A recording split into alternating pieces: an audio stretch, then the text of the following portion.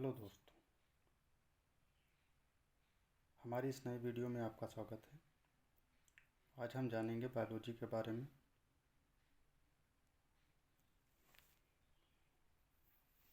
Biology यानी जीव विज्ञान। जीव विज्ञान विज्ञान की वह शाखा है जिसके अंतर्गत सजीवों का विस्तृत अध्ययन किया जाता है। अरस्तु को जीव विज्ञान का जनक कहा जाता है, किंतु जीव विज्ञान शब्द सबसे पहले लैमार तथा ट्रेविरंस नाम के वैज्ञानिकों ने 1802 ईस्वी में प्रयोग किया था।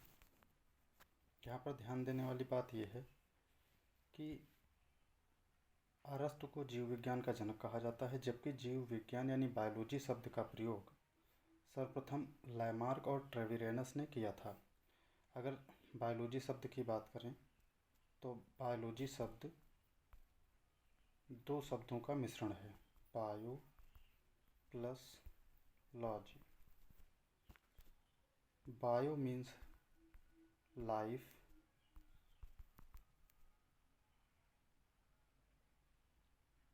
और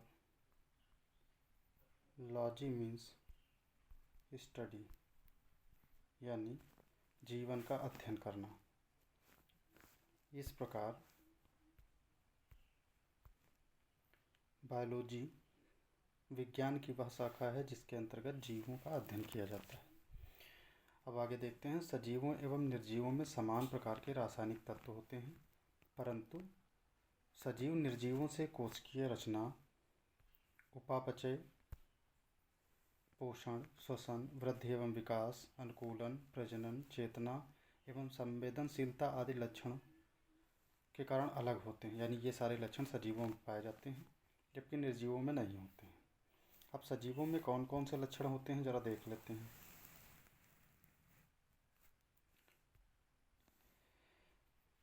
अगर सजीवों की बात करें तो इनका शरीर छोटी छोटी सेल्स से मिलकर बना होता है, और जो सेल होती है ये रॉबर्ट हुक द्वारा खोजी गई थी। रॉबर्ट हुक ने इसे खोजा था 1665 ईस्वी में कार्क कोशिकाओं में। ठीक है, अब आगे चलते हैं। कोशिकीय संरचना। जीव एक या अनेक कोशिकाओं का बना होता है। यानी कहने का मतलब यह है कि कुछ जीवधारियों का शरीर एक ही कोशिका से बना होता है, कुछ जीवधारियों का शरीर एक से अधिक कोशिकाओं का बना होता है। तो जिनका एक से बना होता है उन्हें एक कोशिकीय जीव कहा जाता है, जिनमें एक से अधिक कोशिकाएं होती हैं उन्हें बहुकोशिकीय जीव कहा जाता है। कोशिका की परिभाषा देख लेते हैं। कोशिका शरीर की रचनात्मक एवं क्रियात्मक इकाई कहा जाता है।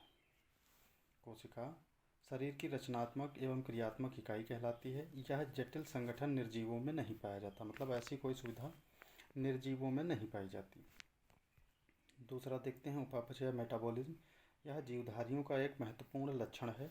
उपापचय किसी भी जीव की कोशिका में होने वाली रासायनिक क्रियाओं का योग है। यानी कहने का अर्थ यह है कि उपापचय कोई एक क्रिया नहीं है, इसमें एक से अधिक क्रियाएं मिलती हैं और साथ साथ काम करती हैं। इसे दो भागों में बांटा जा सकता है, पहला उपचय और दूसरा अपचय। उपचय और अपचय। पहले उपचय को देखते हैं। यह एक रचनात्मक क्रिया है, यानी कहने का अर्थ है इसमें किसी न किसी नए पदार्थ का निर्माण होता है। यानी कहने का मतलब यह है कि एक या एक से अधिक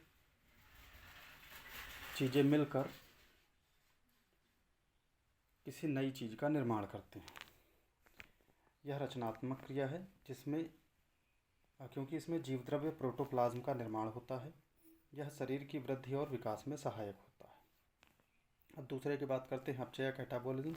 यह विध्वंसात्मक या नशात्मक क्रिया है, नाशात्मक क्रिया। यानी कहने का मतलब है कि इसमें किसी चीज़ का नष्ट होना इस क्रिया का आधार है। यानी कहने का मतलब यह है कि इसमें किसी न किसी चीज़ का नाश होता है, क्योंकि इस क्रिया के दौरान पोषक पदार्थ टूटता है, फलस्वरूप ऊर्जा की प्राप्ति होती है। यानी कहने का अर्थ यह है कि आपका जो श्वसन है वो इसी क्रिया का एक उदाहरण है, जिसमें ग्लूकोज ऑक्सीजन की उपस्थिति में टूटता है कार्बन डाइऑक्साइड और ऊर्जा रूपी एटीपी में। आगे देखते हैं पोषण। यह सभी जीवों की विशेषता है क्योंकि शरीर की विभिन्न क्रियाओं को सुचारू रूप से चलाने के लिए ऊर्जा की आवश्यकता होती है। यह आवश्यक ऊर्जा जीवधारी भोजन के ऑक्सीकरण के बाद प्राप्त करते हैं, यानी पहले भोजन करते हैं, उसका पाचन करते हैं और इसके बाद उसका अवशोषण होता है। अवशोषण होने के बाद उसका स्वांगीकरण होता है। स्वांगीकरण होने के बाद कोशिका के जीवद्रव्य में कोशिकीय श्वसन की क्रिया होती है और तब जाकर के ऊर्जा मिलती है। भोजन के ग्रहण करने से पाचन तक की संपूर्ण क्रिया या सम्मिलित क्रिया पोषण कहलाती है। पोषण के बारे में हम आगे और वीडियो उपलब्ध कराएंगे, वहाँ पर आप अच्छे से जान सकते हैं। आगे देखते हैं वृद्धि एवं विकास। प्रत्येक जीवधारी के जीवन का प्रारंभ एक कोशिका के रूप में होता है, यानी कहने का मतलब एक कोशिका जब वो जन्म लेता है उससे पहले उसके जनक उसे युग्मक के तौर पर, अगुणित युग्मक के तौर पर एक कोशिका के रूप में निर्मित करते हैं।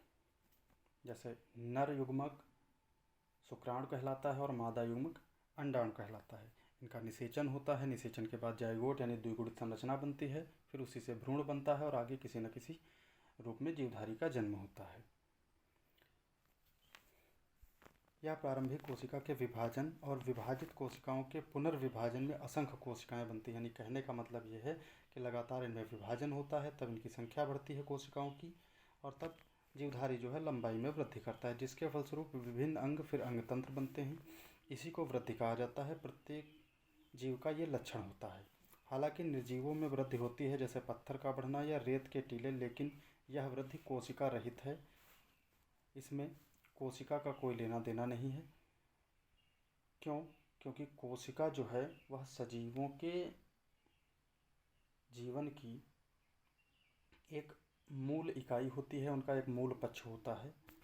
और जबकि निर्जीवों में जैसे मैंने कहा पत्थर का बढ़ना या रेत के टीले का बढ़ना, यहाँ पर कोई न कोई बाह्य ऊर्जा कार्य करती है।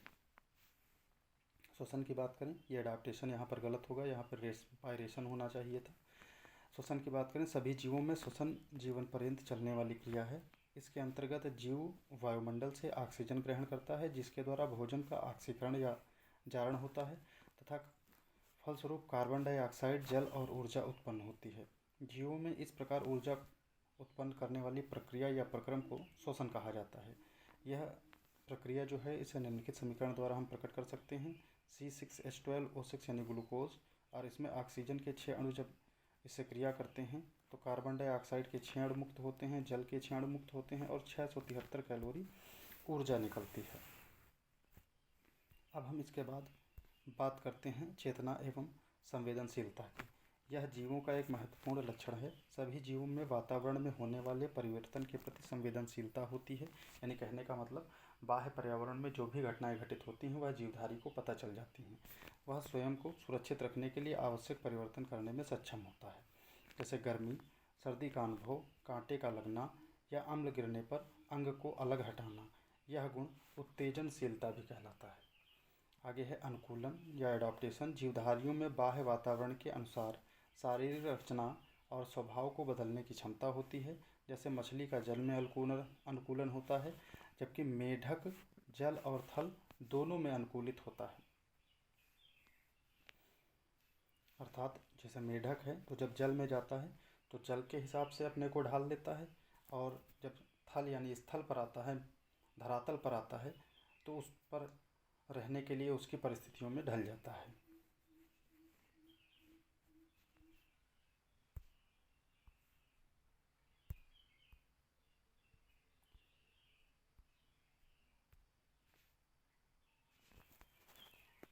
आगे देखते हैं, आगे है प्रजनन या जनन। यह जीवों का सर्वाधिक महत्वपूर्ण लक्षण है।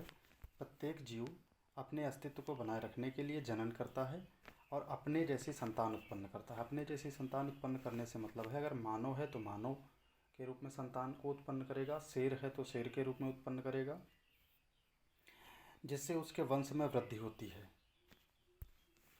जैसे पौधे से बीज उत्पन्न होते हैं, बीज उगकर वैसे ही पौधे बनाते हैं। जैसे आप आम के पौधे की बात करें तो उसमें आम का बीज बनता है और आम के बीज से आम का पौधा ही जन्म लेगा। इसी प्रकार स्तनी बच्चों को जन्म देते हैं।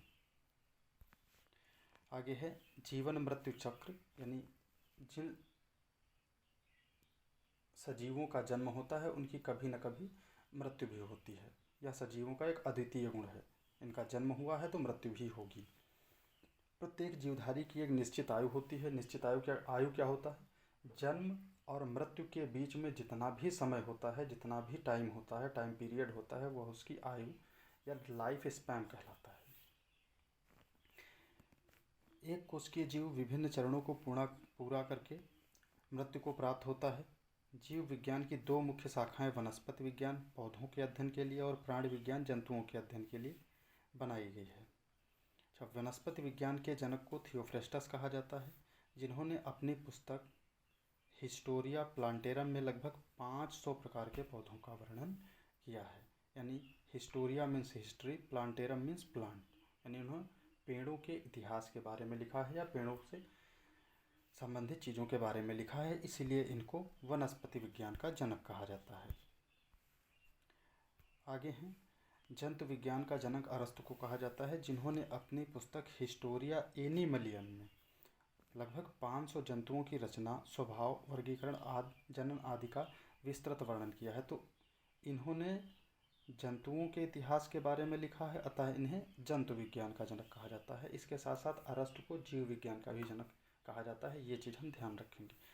तो इस वीडियो में बने रहने के लिए आपका धन्यवाद। अगर वीडियो पसंद आया हो तो हमारे चैनल को सब्सक्राइब करें। मिलते हैं अगली वीडियो में।